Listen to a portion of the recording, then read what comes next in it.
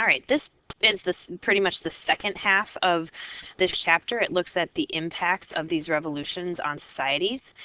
So we're going to be looking at two different things, and I wrote this text down here in the, this is the second time I've recorded this because I accidentally deleted our last recording. So we're looking at the backlash of people against these revolutions and the instability that they caused, and then the continuation and expansion of Enlightenment ideas and the other ideas that were sparked by these revolutions. So the first thing we're going to look at is conservatism and liberalism. We're not going to spend too long here because we talked about this a lot in class, but conservatism is basically a return to tradition and monarchy. And this is the what this meant at the time was that you were searching for stability through monarchy. You wanted to have a strong but small government that mainly encompassed having a large army and lots of tax collection and some, laws to set out basic standards. The Congress of Vienna, led by Prince Clemens von Metternich, who I told you you're going to hear about, that really sets the stage for future revolutions. This was a return of continental Europe after Napoleon's conquest to absolute monarchs. So a Louis was the next monarch of France, basically.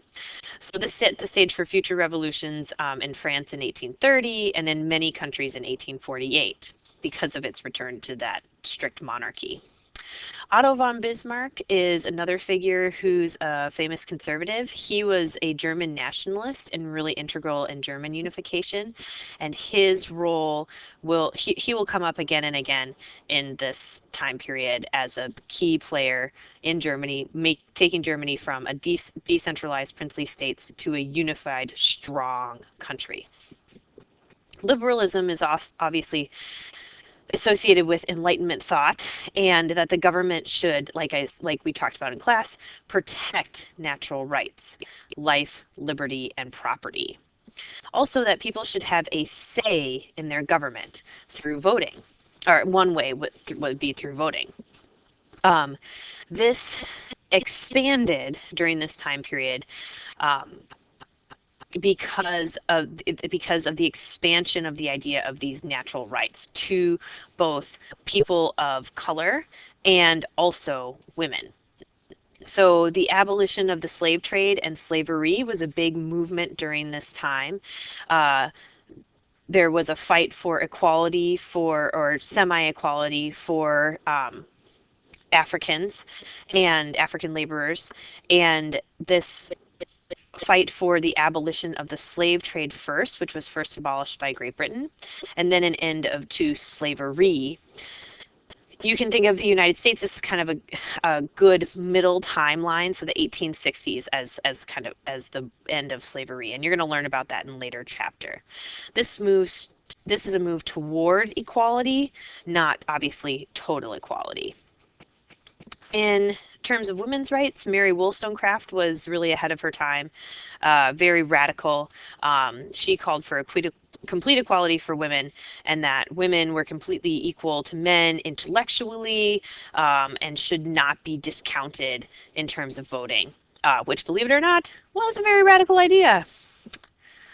And then one famous instance is the Seneca Falls Convention. This happened in 1848. And at this conference, women called for equality and voting rights. Two very famous leaders of this movement, which was held over 2 days in 1848, two female Quakers who helped organize it were Elizabeth Cady Stanton. Oh, she wasn't a Quaker, sorry. Female Quakers in the area organized the meeting. Quakers had always been on the cutting edge of equality between their members. And also, Lucretia Mott played a big role. She was a Quaker. So, this was a big movement for women's rights. Frederick Douglass also attended this conference. You might remember him from American history. He was a former slave. All right, moving into nationalism. Nationalism, nationalism, nationalism. This is a very important concept for us to understand in this time period, but especially in the 21st century. So at this time, we're talking about cultural nationalism. Groups that feel like they share a common history, culture, language, religion, that they're going to form a state or a government around. This does not have to be a democracy or a republic, but it often is. At this time, it's important to note that nationalism does not come with superiority. It's more about groups of people, not one group being better than another. That came later. Nationalism drove both the fight for independence of the Atlantic revolutions, but also the fight for independence of other nations as well. Theodor Herzl starts to promote Zionism at this time, the movement of Jews to the Holy Land, or what is today Israel.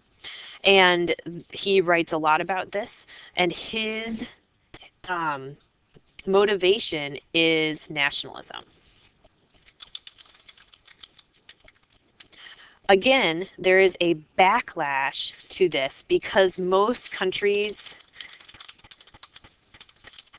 in Europe were multinational states.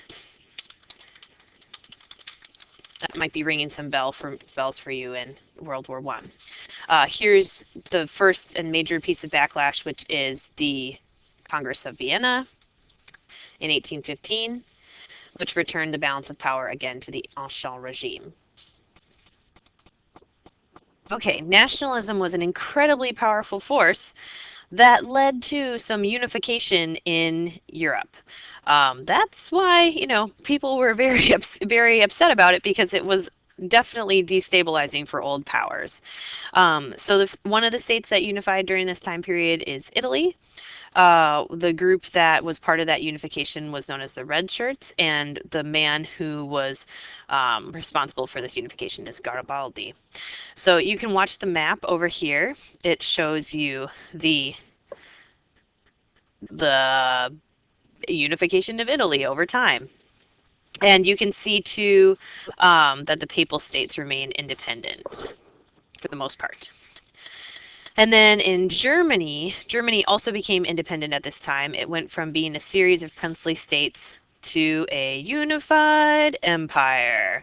And that is largely because of this dude over here, Otto von Bismarck, whose mustache is only going to get better over time.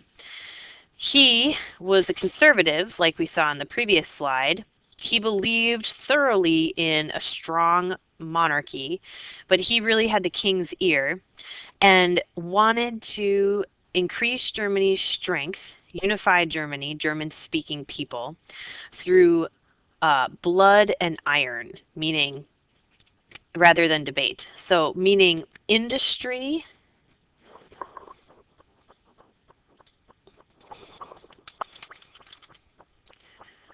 and military. He's going to have a huge impact on the direction of Germany, rather than the idea of, or rather than Enlightenment ideas.